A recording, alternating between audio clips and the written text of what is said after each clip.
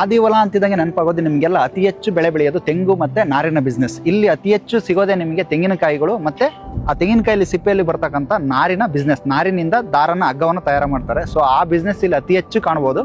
So ಆ ಬ್ಯೂಟಿನ, ಆದಿವಲ ಬ್ಯೂಟಿನ ಮತ್ತು ಸಿಟಿನ, ಆ ಹಳ್ಳಿನ ಹೇಗಿದೆ ಅಂತ ನೋಡೋಣ ಬನ್ನಿ.